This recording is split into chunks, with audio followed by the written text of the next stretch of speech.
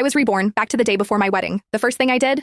I swapped husbands with my sister. Last time around, I married Julian, a mild-mannered tech mogul. He couldn't handle my fiery temper, and I couldn't stand how soft he was. Our marriage crashed and burned in a year. My sister, sweet and timid, was in an arranged marriage with Robin Kane, the Don of New York's biggest crime family. She couldn't handle the brutal, chaotic life. Tormented by Robin's so-called childhood sweetheart, Isabella, she fell into a deep depression and died. So when I came back, I made a decision. I'd be the one to marry the Don. But I never expected that after the wedding, the cold, stoic Don would become a different man. Every night, he'd be on top of me, kissing me like he was obsessed, whispering, "Good girl, I'll make you feel good. Just one more time, baby." In my last life, I married the gentle tech mogul, and my sister married the ruthless mafia Don. Both our marriages were disasters. Reborn the day before the weddings, I decided we were swapping husbands. My mother caught me at the airport, right before the private jet took off. She pointed a finger at me, furious. "Are you out of your mind? Who gave you the right to make a decision like this? You had a perfect match with a tech mogul, and you're throwing it away for that fucking gangster?" I just rushed onto the plane, leaving her shrinking figure behind on the tarmac. As the plane took off, I stared out the window and made a silent promise to myself. This time, I'm living life on my own damn terms. Last time, my sister Elena was set to marry the Don, Robin Kane, while I married the tech whiz, Julian Vance. Neither of us was happy. Elena was too gentle, too timid for the mob life, and Robin's childhood friend, Isabella, made her life hell. Elena died from depression. My fiery temper clashed with Julian's placid nature. We lasted exactly 1 year. After the divorce, I buried myself in my work and stayed alone. But this time, I was changing the script. The moment I came back, I found my sister. "Elena, listen to me. We're switching fiancés. You marry Julian. I'll marry Robin." Elena's eyes went wide. "Zora, are you crazy? Robin Kane is the head of the mob. He's dangerous, and you don't even love him. But I can handle him." I stood up and walked to the window. "Elena, I know you don't want to marry into that family, but I'm different. I need the Kane family's power to back my security firm. Trust me, Julian is a better fit for you. He's kind, patient, he can give you the quiet life you've always wanted." But tears welled in Elena's eyes. "I don't want you to sacrifice yourself for me." I smiled. "It's not a sacrifice. It's a solution." In the end, Elena agreed. I took the marriage contract between the Romano and Kane families and wrote my name in the bride's slot. We kept it from our parents. We knew they'd never approve of such a reckless plan. Even though Mom found out at the last minute, the plan was already in motion. An hour later, the jet landed in New York. I was a little pale from motion sickness, but my mind was sharp. A black Rolls-Royce was already waiting on the tarmac. The Kane family estate was even more imposing than I'd imagined. The butler led me into the living room. The place was dripping with luxury, but it felt cold, heavy, and intimidating. As I was taking it all in, a sickly sweet fake voice cut through the silence.